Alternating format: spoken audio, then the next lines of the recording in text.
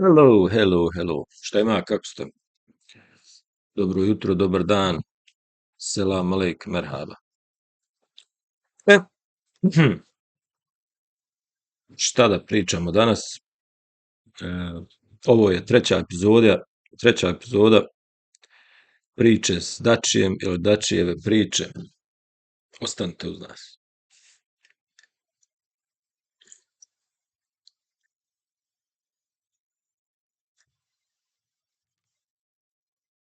Hmm.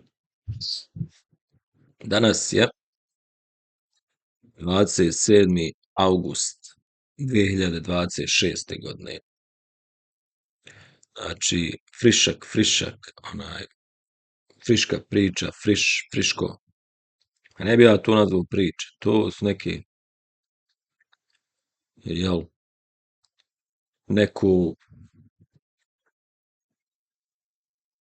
nije ni mišljenje, to je nešto, moje viđenje, moje iskustvo, podjela iskustva, podjela iskustva, da, podjela, što bi rekla Amerikanci, experience, share of experience. Kako se šta ima?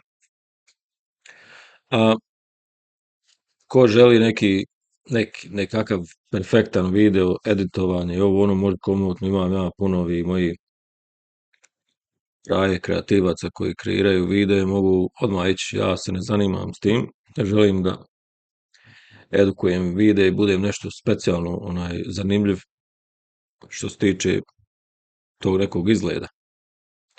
No međutim što se tiče nekih puno važnijih stvari, odnosno rizika u životu i tako ti neki stvari koji su sastavni dio, jel, svakog našeg života ili posla kojim se bavimo, znači onda gledajte ovaj video.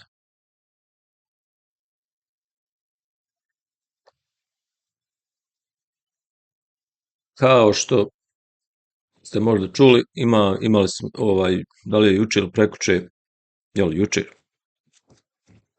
tamo u državi Nepalu, bila je jedna katastrofa, da li je to isto i u Kini, Pakistanu i uglavnom ta erija tamo, ali eto, javljaju da najgore u Nepalu bilo.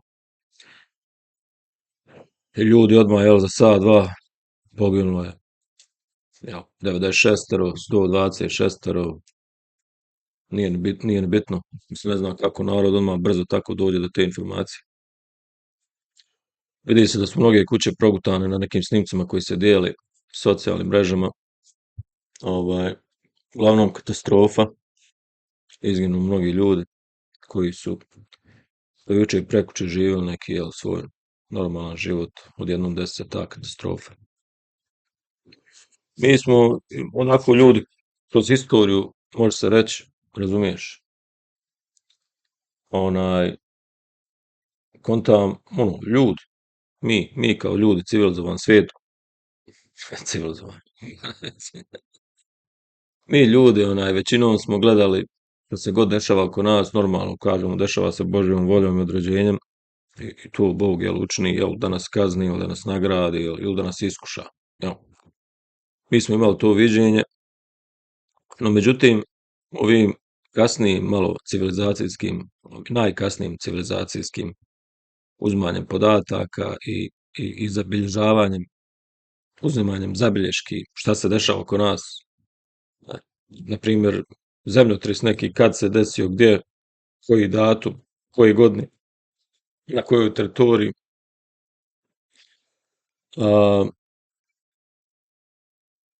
i ostale katastrofe, poplave, tsunami, odsip, jel, zemlje, tako to.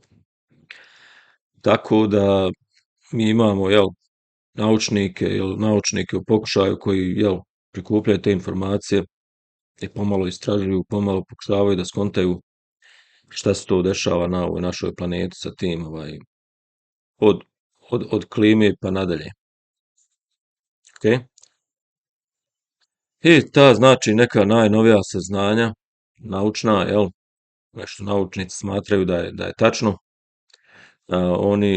oni misle, jel, oni kažu da znaju da je to 100% tačno, da se unutar planete, dole, srž planete, recimo, čuli ste možda, naša planeta izgleda je loptastog oblika, jel, kao neka plava lopta, jer većinom voda na njoj, okeani i to, i da se sad u sredini te lopte, kao neko, jel, okrugla mala lopta, imamo tečnu, užarenu tečnu masu, koja jel, većinom je, misle da je od željeza, oko te tečne same srži, vanjski slojevi su jel, nekako polutečne ili polusolidne čvrstoće, jel? I kako se ide odozdo prema površini zemlje, razumiješ, hladnije i odnosno eto, mi na površini zemlje jel, ne osetimo neku bitnu toplotu jel, odozdo da grije toliko puno. Jer da nas grije odozdo puno, svi mi to zimi koristili to grijanje. Međutim, zemlja ima svoje grijanje, ima svoju temperaturu, da ne bi ako griješ samo, mislim, ako si pod zemljom, ne treba ti puno grijanja, je čitava kuća pod zemljom. Međutim, ako jedna kuća iznad zemlje, dio druga ispod, nisu dovoljno ukupno sudzemlju, znači treba ti grijanje. Treba dodatno grijanje. Elem, što sam ja htio nadovezat se, ja sam poreklom iz Bosne i Hercegovine. Zašto to spominjem?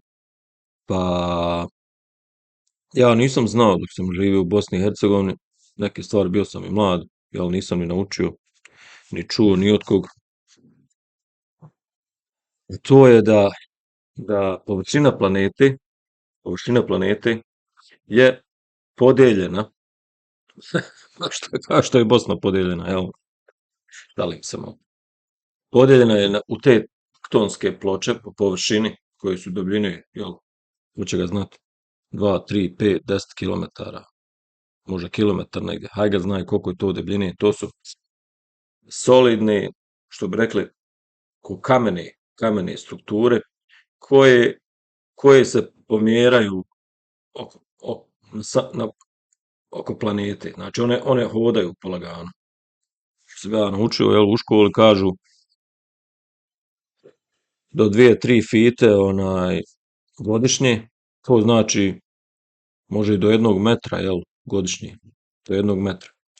Sad, što se tiče Bosne i Hercegovine i što se tiče tog pojasa tu mediteranskog, imamo jednu veliku tu ploču, cijela Afrika, ili, jel, da, otprilike već 95% Afrike,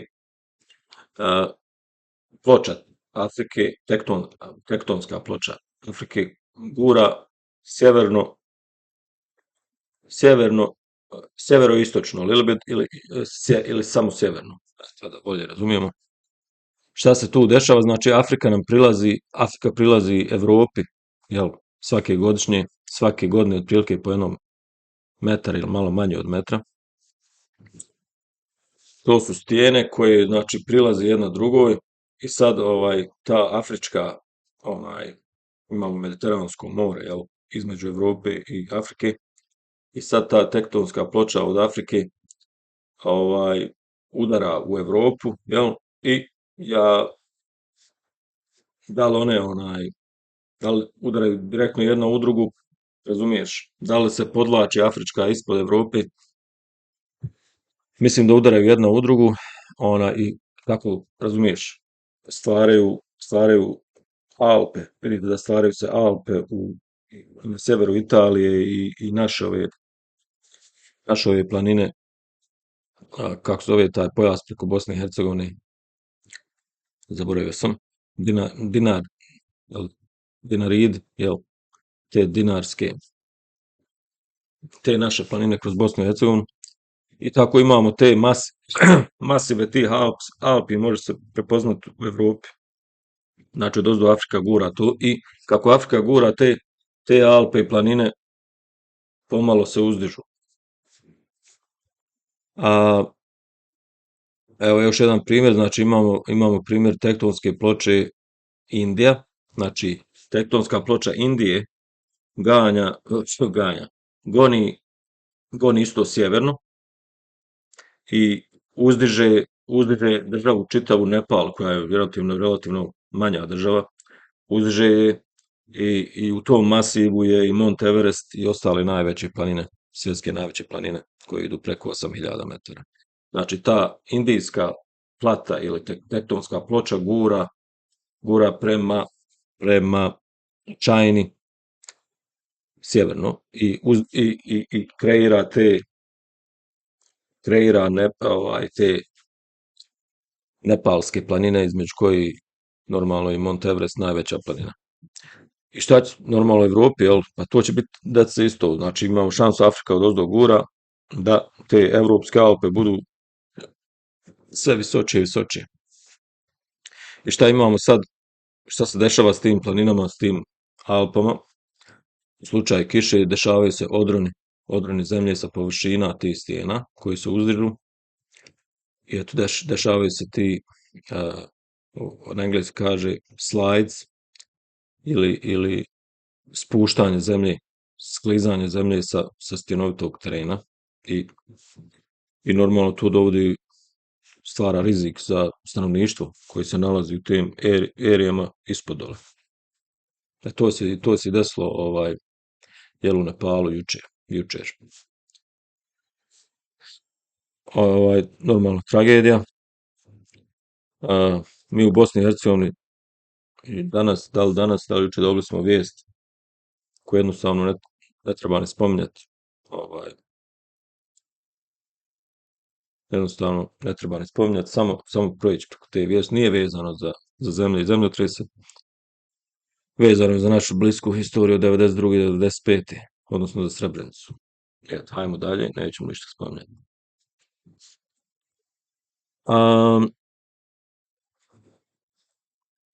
Šta se dešava, recimo, kad mi dođemo do spoznaje da mi u stvari možemo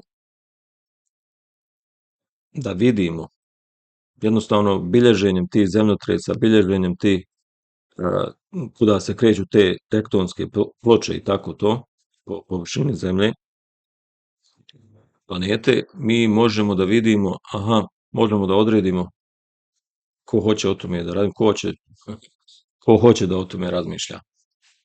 On može da se zaštiti. Recimo imamo teritorije na planeti gdje, na primjer, ako si u sredini te tektonske ploče, relativno si siguran što se tiče zemljotresa, što se tiče vulkana, što se tiče ti landslides, ovi spuštanja zemlje niz planinu, odroni zemlje i tako to. Tako da je to vrlo bitan faktor u odlučivanju gdje živjeti.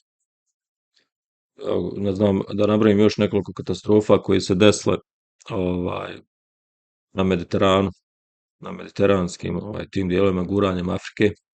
Mi smo imali prije nekoliko godina veliki zemljotres u Turskoj, gdje je izginulo mnogo ljudi, gdje su mnoge zgrade srušene i tako to. A što je ista ta teritorija mediteranska zbog guranja tektonske ploče Afrike, to se desilo. Mi smo imali u Bosni i Hercegovini jedan tragičan primjer, 1969. ili 67. kad se desio zemljotres u Banja Luci. Svi kažu da je Banja Luka bila sravnjena sa zemljom. Znači, mnogi su izginuli, mnoge su zgrade uništene i tako to. Šta to znači? Pa, nažalost znači da čitava ta erija mediteranska od Španije, šta ja znam tamo do iza Turske, ne znam ja tačno dokle, ali uglavnom zbog guranja afričke ploče sjeverno, koji neće stati, koji će i dalje se nastaviti, znači mogući su razorni zemljotresi, vulkani se ne dešavaju toliko, imamo i vulkane, pardon, izvinjavam se, dole ispod Italije i u Italiji imamo par vulkana. Šta to znači? Da imamo to guranje afričke ploče pravi planine, a jedan dio ide i ispod evropskog kontinenta i kad ode dole niže, taj dio stijene se topi i onda izbacuje se na površinu višak u tim vulkanima i to. Da. Tako da znači ta afrička ploča uzrokuje vulkane i proizvodi velike te Alpe i planine. Ok. Idemo dalje. Spomenuo sam samo te dvije situacije.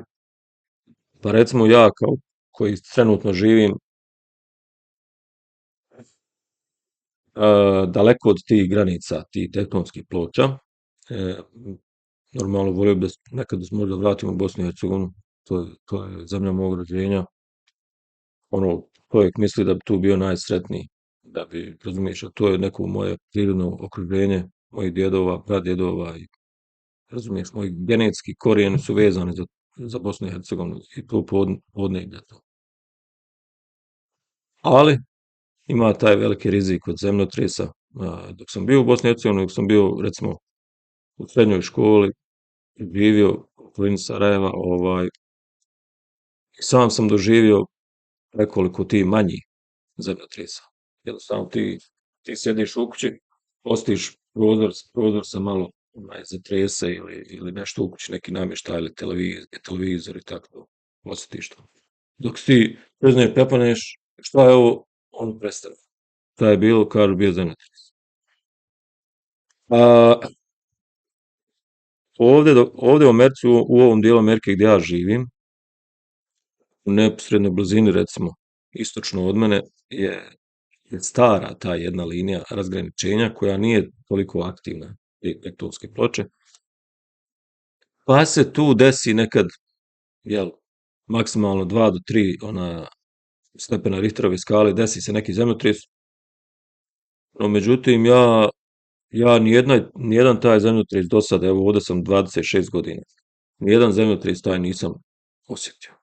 Jednostavno možda nekad spavam, možda sam u autu, možda se to desi, ali vrlo rijetko i vrlo male su zemljotresi, normalno što je meni drago, normalno ne volim zemljotrese. Pogotovo ako neko živi u zgradama sa betonskim pločama, te ploče kad počnu jedna od drugu da rukaju, kad se počne zgrada rušiti, to je Roki, tu se pobjeći ne može. So, i kad bi se možda vratio u Bosnu, gledao bi da napravi možda jedan sprat sa nekom, kaj ja znam, tankom pločom ili možda drvenom konstrukcijom, napraviti plafon i neki lakši krov i to je to. Da što manje teže bude odozgo, da zgrada bude što stabilnija. Ili drvenu konstrukciju. Onda boji se neko će zapaliti možda ako je drvena. Evo, htio sam spomenuti taj rizik, šta se dešava i rizici u mediteranskom dijelu Evrope. To imamo još.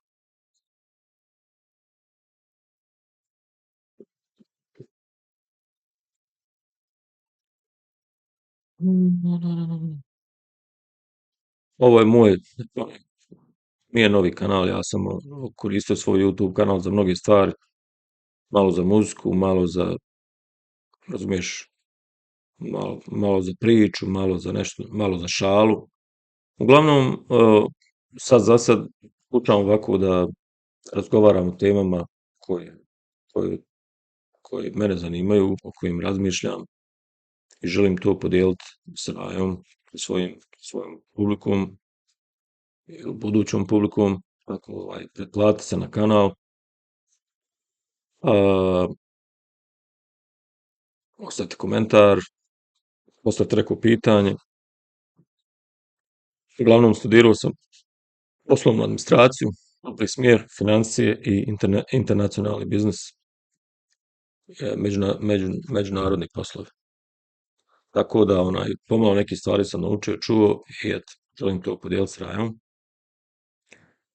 na bosanski jezik, zato što se tiče Amerikanaca i engleskog jezika, oni su njih što zanima, oni to znaju reći, pa i Bosanci što zanima, oni znaju. Pa Bosanci, mislim, mi smo relativno mala zemlja, mali smo, tako da mislim da narod, možda neki manji dio populacije možda zna zašto se zemljotresi dešavaju u Bosni i Hercegovini. Međutim, ja mislim da šira javnost, onako ili generalna javnost ili publika, mislim da nemaju pojma. I eto, zbog toga ja to malo želim popularizirati. Šta još, šta još, šta još?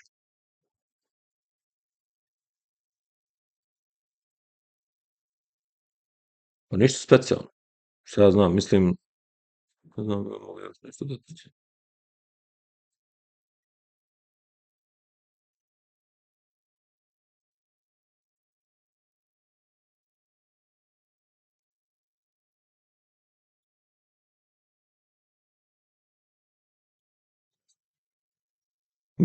Možda sam imao još neki tema, ja sam bio napravio neki drugi plan da pričam o drugim stvarima, no međutim, eto, danas smo se dotakli tih zemljotresa, tih rizika.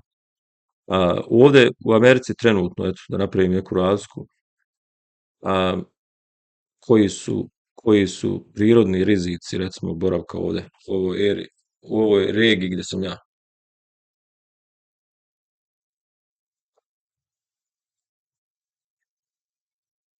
Pa, trenutno ima rizika, vrlo blizu ovde, nije blizu, mislim, u ovoj regiji su dvije velike rijeke, Missouri i Mississippi. Oba dvije su velike, poput Dunava ili šta ja znam, Save, možda je veće, šire, pa se desi, recimo, u slučaju a, velikih padavina, kiše, a,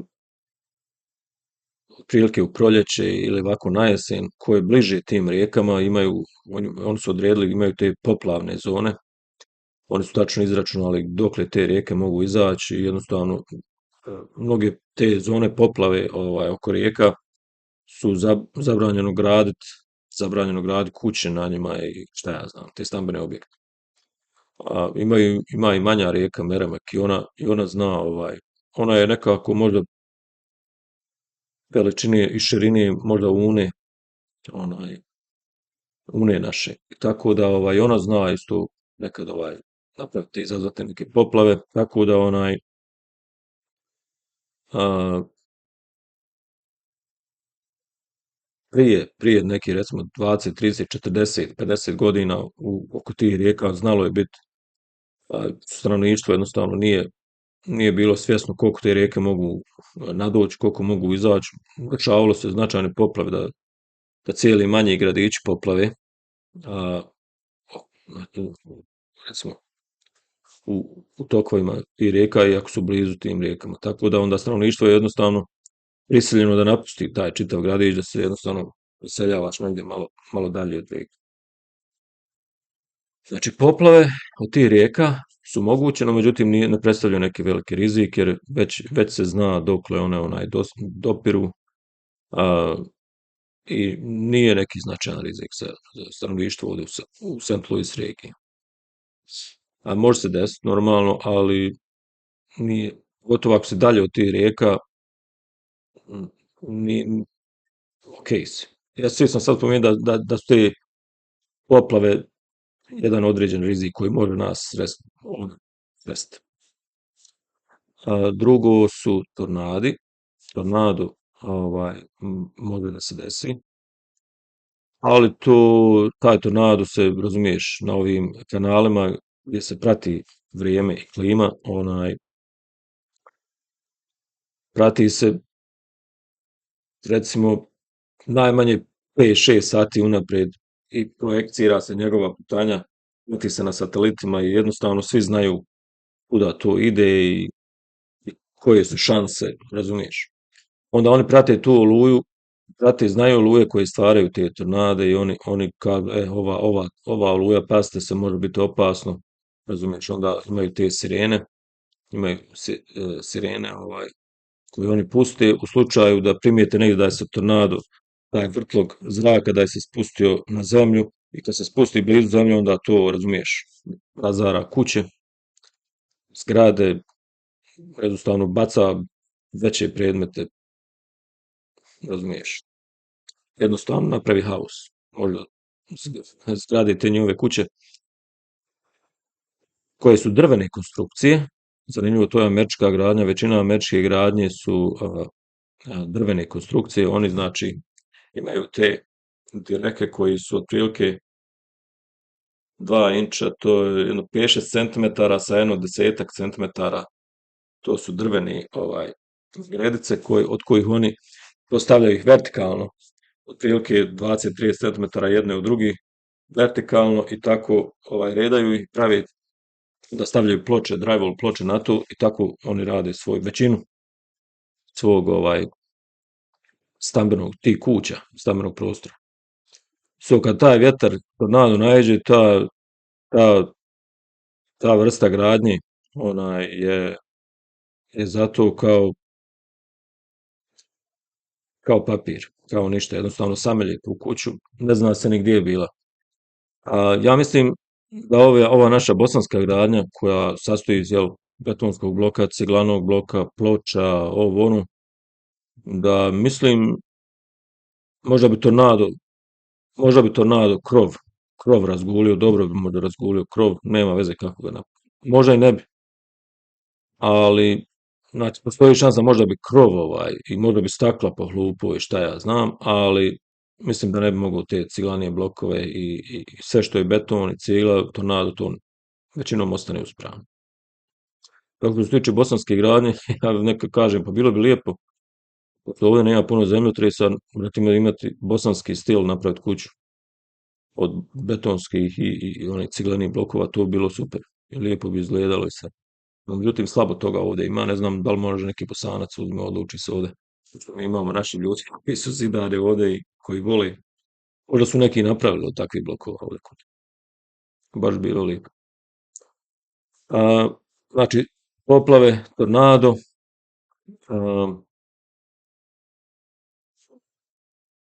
poplave, tornado, šta još?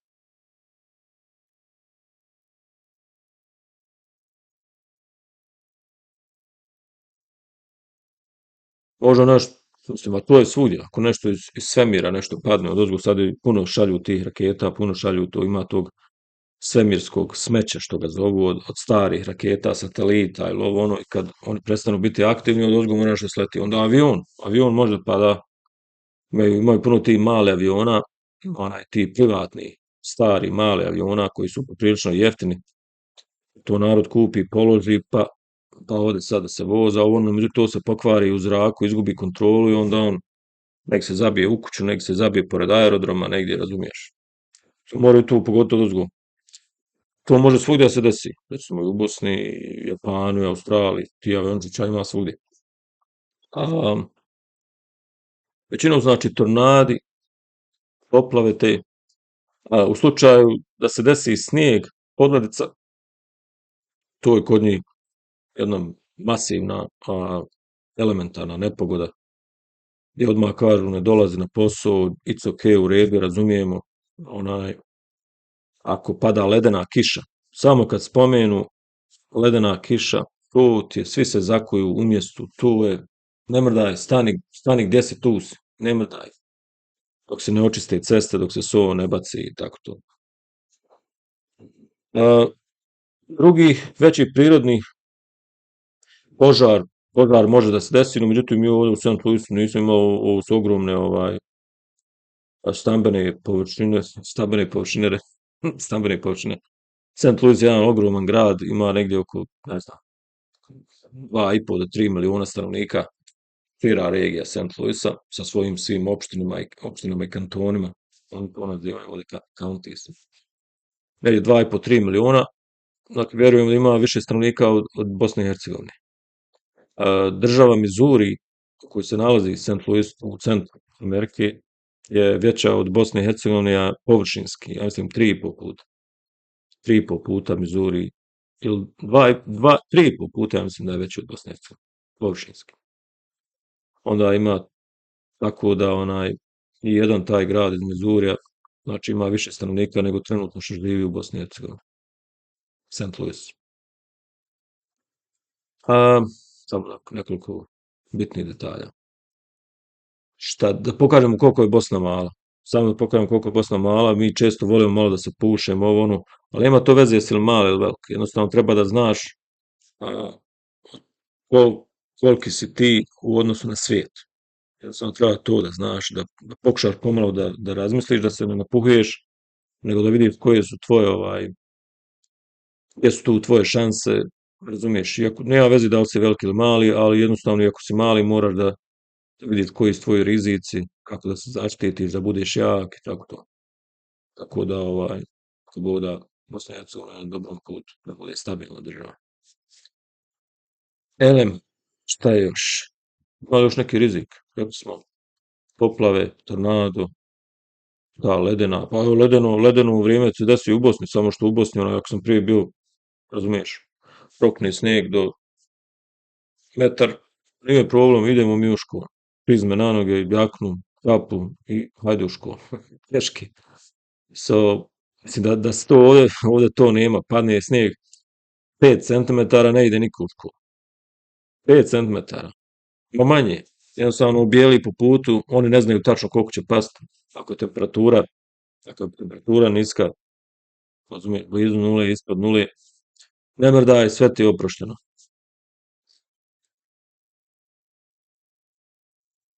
Jer u slučaju, recimo, da se slupa auto, da se napravi neki accident, sudar na putu auta ili nešto da se desi, onda to košta to puno ovde.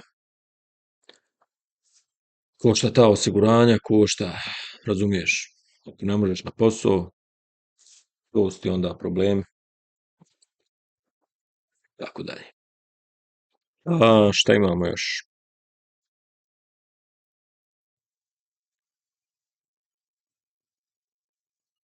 Htio sam se dotaći ove teme.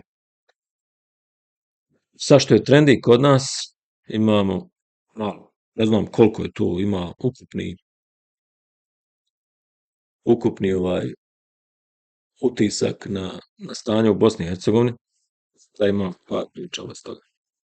Rahat Land su krenuli inicijativu, jel, bosanski patrioti, ljudi koji vole Bosnu i Hercegovinu, vole tu klimu, vole teritoriju, vole reljef, jel, vole svoju državu, ja sam jedan od njih. Sad sve više i više popularan taj Rahat Land, imaju na YouTube kanal, imaju na Facebook grupu, i tako da ne znam, Raja kaže vraćam se. Došao sam prije 3 godine, neko je idem ja za sedmicu, nek se radi. Tako da ljudi to kažu, ljudi komentiraju sad koliko je to, jel, nije valjda svako laže, nemaju potrebe ljudi da lažu. Znači, neko se vraća, jel. Gotovo kažu u Njemačkoj slabi ta ekonomija, pa razumljivo, jel, ne ide im se u Francusku, ne ide im se nigdje drugo, a ovdje u Bosnu. Vidimo sad taj trend, narod se vraća, neki otvore biznis, neki ovo, neki imaju ušteđevinu, pa, razumiješ, razmišljaju ovako ću, onako ću, neki traže posao, neki se vrate u Bosnu, vidim, traže posao. Tako da, kako god, ja volio da se taj trend nastavi i da što više naroda, ako god može, ima uslove da se vrati. Da me,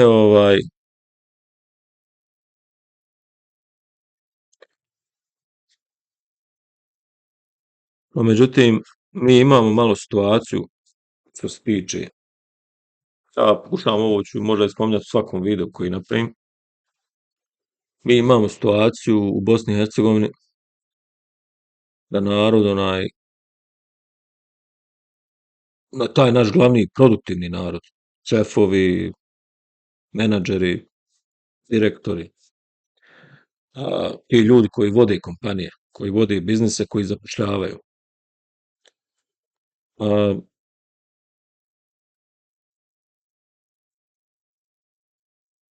da li, ja mislim da je to bezobrazno. Mislim, onaj ko ne zna da je 40 sati sedmično jedan normalan, balansirani način života. 40 sati si na poslu, ostalo si kući sa ženom, djecom, sa familijom. Znači, to je neki taj balansirani, trebao bi biti balansirani.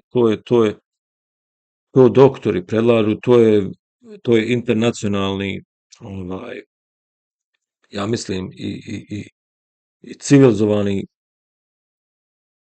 i mnoge države imaju to u svom zakonu. Znači, recimo Amerika koja je ogromna, koja je velesila svjetska, jednostavno preporučuje i zakonom su zaštićeni radnici da rade 40 sati sedmično. A mislim, razbolim se kad čujem neke komentare u Bosni treba rad 24 sata, u Bosni treba rad, ja radim 11-12 sati dnevno, tako rade svi, to je kod nas normalno. Radio sam 15-16, radio sam više, radio bi 24 sata da mogu. Super, ti momak ako voliš rad 24 sata, vjeruj, ja bi ti dao i mog posla. Razumiješ? Evo, ja ću raditi 7,5, evo ti pola sata dnevno od mog posla. Razumiješ, samo da ti pomognem da radiš 25 sati dnevno, a ne 24. Znači, ima nas ljudi koji volimo Bosnu i Hercegovinu, a koji želimo da budemo neki normalni ljudi, da radimo 40 sati, da imamo vremena za djecu, da imamo vremena odmoriti, da imamo vremena za nešto drugo. Nije posao jedini razlog zašto smo mi došli na ovaj svijet. Mislim, ne mislimo svi tako.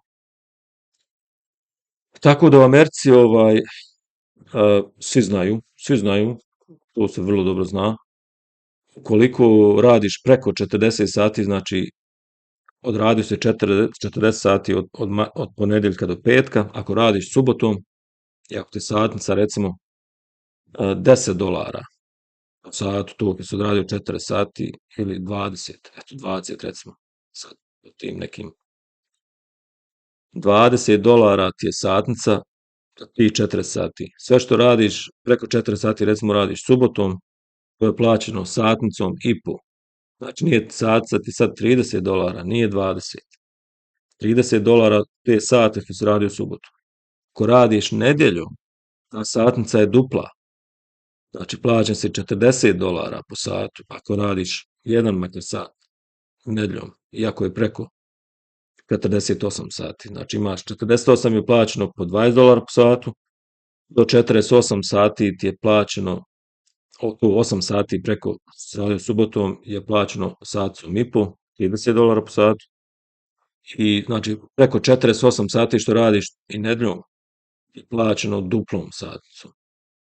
Tako da šta se dešava, evo ova kompanija za koju ja sad radim, ne daju nikome da radi preko 40 sati. Osim ako je nešto stvarno, jel, bitno. Stvarno bitno, što ga nema puno uopšte. Zašto? Zato što neće ljudi da plaćaju to prekovremeno radno vrijeme. Tu satnicu i po ili tu duplu satnicu koju ćete morati platiti ako ti radiš preko 40 sati. To je u Americi u 99,9% slučajeva. Tako je. Znači ti ako radiš, plaćaš čovjeka po istoj satnici, a on radio 50 sati sedmično i ti ga plaćaš samo po $20, sve tih 50 sati, ta kompanija neće raditi u Americi. Ta kompanija se ključ u bravu, kazna se opali tom gazdi, šefu, vlasnik te kompanije i zatvoreno. Razumiješ? Ili plaća kazne, možda kompanija ta rata, ali on će platiti kazne, pa neće mu više naumpas nikada to uradi tako. Tako da to moramo u Bosni uvesti. To moramo u Bosni uvesti. Raditi, nije problem, raditi 15 sati dnevno, raditi 15 sati i u subotu, i u nedjelju, 20, 25 sati, slobodno ti radi. Nema niko s tim problem. Treba raditi. Samo mora se zaštiti onaj ko ne želi tako. Ili razumiješ, plati ga. Da plati ga sat i po subotom, plati ga duplu sat nedjeljom. Uzmi ga. Ako neće, on će naprosto da ode traži drugog ti ako večeraš. Ako voli svoj posao, on će ostati raditi on te sate. Hajde. Razumiješ, treba nešto da završi. Sad znači ja se razbolim, a ja sam vrijedan, šta, sad neko drugi nije vrijedan, jel? Što ne želi da radi, što ima vrijeme da potroši sa svojom familijom, sa porodcom, ali on je lijen. On je lijen, neće da radi. Nemojte, molim vas. To u Bosni pod hitno se mora promijeniti. A šta me još zaboljelo prije 2, 3 dana, prije 2, 3 dana, ja gledam, normalno pratim ove elektronske vijesti na internetu, u Bosni i Hercegovini svaki dan, znači gledam. A, vrlo je nepismenih novinara, recimo, stvarno nepismeni. Pitajući, na primjer, artikle, ti vidiš da je on nepismen. A tu nepismenost ćemo kasnije spomenuti, međutim, imamo jednu totalnu izgubljenost. U jednom, oni misle da su glavni elektronski mediji u Bosni i Hercegovini, neću ni spominjati ime. No, međutim, priča ide ovako. Jedna mlada dama, jel, završila je fakultet u Bosni i Hercegovini, lijepa je, u najbolje doba, jel, 21, 22 godine, 23, 24, 25, jel, završila je, jel, ekonomski fakultet, poslovni, da li, no nešto u tom smjeru uglavnom, matematički, whatever. Hvali je majka, hvali je novinari, super, dobila je posao u dobroj kompaniji u Americi, financijskoj, svaka čast, uspjela je, sretni su, veseli, ne znam koliko je ta sreća, jednostavno ne smiju, nisu smjeli uopće ništa o tome pričati, dok baš djevojka, jel, nije preselila, jel, u New York, gdje da radi taj posao. Ja gledam odavde to i mene to izgleda tragično. Mene to izgleda ni manje ni više nego tragično. Znači, mlada, lijepa djevojka koja je eto, odškolovala se, mašla, pametna, lijepo izgleda, prelijepa, što treba ostati u svojoj državi, dobiti dobar posao, solidan posao, dakle može da krene i da napreduje, da se razvija. Ona jadnica, jel, hvale je što je našla posao s druge strane planete, znači ode, ostavi svoju porodicu, ostavi svoju familiju, ostavi svoju kulturu, tradiciju, razumiješ, sve. Znači kad slobodno vrijeme ima, ona će jadnica, jel, ići na neki američki festival, razumiješ, zabavljati se s nekim ljudima koji nemaju veze, mislim, možda neko to voli, super je to, samo ja znam, koji sam ovde 26 godina u tuđoj kulturi, ja znam dobro šta je tuđa kultura. Drugačiji način življenja, drugačiji sistem razmišljanja i svega toga, znači si stranac, jednostavno si stranac. Tako da, znači, super bi bilo, super bi vijest bila, mlada je, lijepa je, pametna je, dobila je super posao u Bosni i Hercegovini. Nema veze da li je to strana kompanija u Bosni i Hercegovini ili neka bosanska kompanija u Bosni i Hercegovini, ali znači data je šansa da radi. To bi bio neki uspjeh. Normalno, ja sam stavio komentar ispod tog artikla, a primilo je moj komentar, ali moj komentar nije prikazan dole ispod. Ja, ne znam, možda nije moj account dobro, moj račun kreiran na tom da mogu ostaviti komentar ili oni nisu htjeli prikazati, uglavnom, htio sam ostaviti komentar, nije nikakav uspjeh otići s posla iz svoje države. Znači, svaka čast ovim našim fudbalerima. Fudbaler, ja, mislim, oni trče naporno je to. Ima tu trčanja, ima tu treninga. Ali koliko sam ja volio fudbal, za mene to nije bio posao. Za mene to hajmo igrat lopte, nije problem. Samo da se odmorim, da malo dan, dva, doslovno hajmo i opet ćemo igrat, nije nikakav problem. Sat vremena, nekad igram 10 minuta, nekad čitav utakmicu, zavisi kako me trener stavi, dobije milione, a to je Roki više, što bi rekao, razumiješ, nije to posao, to je više od posla. A sad za neki običan posao, da ti ideš preko svijeta, to Roki nije uspjeh. Nije tu ni videlo uspjeha. To je propast. Druga stvar, što sam spomenuo, znači tu su novinari, nije samo novinar koji je napisao taj artikl, koji je napisao taj članak u novinama, nego i njegov urednik, direktor čitave te medijske kuće su izgubljeni u vremenu i prostoru. Znači, totalan kompas je izgubljen. Šta pohvaliti, mislim, djevojka je dobila posao. Super, napiše se članak, devojka je uzbuđena, ona je lijepo se osjeća, dobila taj posao, drago joj je, super, fino. Nama je žao, na kraju se napiše, nama je žao što tako lijepa i pametna, inteligentna, a mlada radna snaga odlazi da radi za Ameriku. Žao nam je što nije uspjela da nađe, na primjer, da bude zadovoljna da nađe, dobije neki posao u Bosni i Hercegovini. I taj članak bi bio donekle ok, pa nek ide gdje ko hoće, sloboda, pa nek ide gdje ko hoće. Ja želim, odnosno, nek ide. I ja sam ovdje dok mi bude pasalo. Kad mi ne bude pasalo, onda može se vratiti u Bosnu, može će produžiti dalje. Znači, ljudi idu oni gdje im paše i razumiješ, duraju. Sad oni znaju kako im je. To nije to problem, ali problem je, razumiješ, osoba može da hvali, drago je, odlazi, to cijenim, ali i novinar jedan koji koji ne razumije suštinu situacije, sad trebamo, jel, mi svi. Mislim, ja sam u Bosni završio samo srednju školu, otišao sam sa neki 18-19 godina. Ali sad, jel, to je sad, jel, glavni cilj. Da svi u Bosni, jel, završimo srednju školu ili fakultet i u toj nekoj ili 18. ili 22. 23. godini da nam je cilj zapad. Mislim, treba malo doći sebe. I ti mediji jednostavno, i ti direktori medija jednostavno, stava me ljudi više me, jednostavno, da, izgubili ste kompas, men, totalni.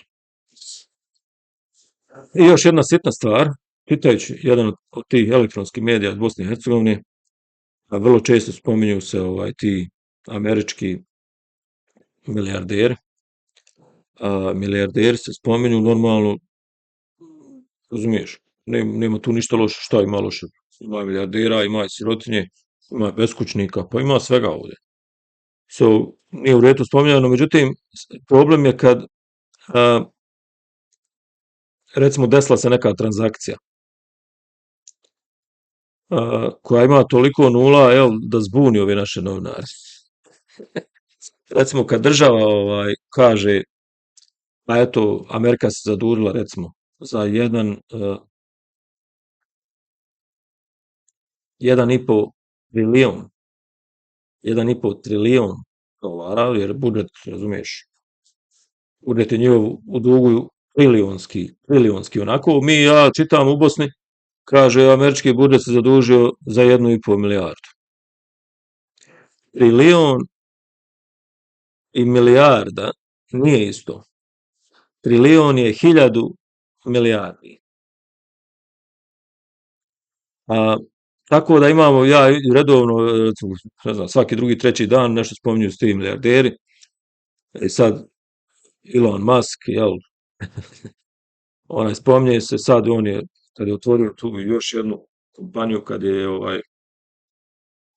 ne znam tačno kako zove, ali kad je izašla na dionice, na taj public listing, on to tako kažu, jel, on je njegova vrijednost njegovih dionica je premašla, jel, trilion ili trilijardu. Premašla je trilion, jel, 1,5 trilion, sad je on najbogatiji čovjek na svijetu, što ne razumiješ, kako god, nije ni bitno. No, međutim, nije to 1,5 milijarda. On ima, znači, ako je 1,5 trilion, znači on ima 1500 milijardi. 1500 milijardi je vrijednost njegovih dionica. Odnosno, on je u vlasništvu vrijednosti tih dionica. Znači, trilion je 1000 milijardi, znam da li ispravno reći trilijarda, ali govoriti za trilion da je milijarda, jedna obična, znači, nepismenost naših novinara, jednostavno sramota me. Završio se fakultet, ne znaš, jednostavno milijarda je sa 9 nula, jel? Milijarda je sa 9 nula. Nadam se da će oni pogledati ove vijesti. Trilijarda ili trilion je sa 12. Znači, 1000 milijardi. Pogoda dođe do njih nekada video, pa da malo sjede i promisle i jednostavno ne sramote se. Jer pišeš članak, tvoj članak treba da bude puno gramatičkih greški, puno gramatičkih greški. Recimo, Jusuf Nurkić se pa nešto. Jusuf Nurkić se, ne znam, odlučio, uradio, nema vedne, da navodim primjer, neko drugi. I znači ide naslov, pa onda, znači vidiš rečenicu nije sklopio kako treba, ti nazivi, počne nešto da pa onda šta još? Pa neispravne riječi, ekavica, ikavica i ovo, ono, razumiješ, ima tu ekavica, ikavica, sve to, ali Roki, ako u jednoj rečenici pišeš i ekavicu, pa piše i u drugoj. Pa ne u jednoj ikavica, u jednoj i ekavica, u jednoj ekavca. Pa onda koriste se strane riječi, većinom se ubacuju engleske riječi, hospitalizovan, kad, razumiješ, vozio motor, sad je hospitalizovan, ubacivanje engleske riječi u bosanski jezik, nič veze, nič veze. Čovjek je ušao u bolnicu, kao šta hospitalizovan? Ti si novinar, čovječ, ti predstavljaš bosanski jezik, moraš biti profesionalan, profesionalni bosanski jezik pišeš. Znači, ne trebaju ti nikakvi engleske riječi, arapske riječi, ruske, znači, pišeš bosanski jezik, ima bosanska riječ za to. Jedna obična nepismenost i odvratnost od novinara. Eto, otprilike to je to, sad većinom, mislim, solidan je ovaj video, čujemo se drugom prilikom, sa drugim situacijama i ako Bog da nešto naučimo i eto tako. Čuvajte se, uglavnom, pretplatite se na moj kanal, podržite, i tako to, pa se čuje. Ćao.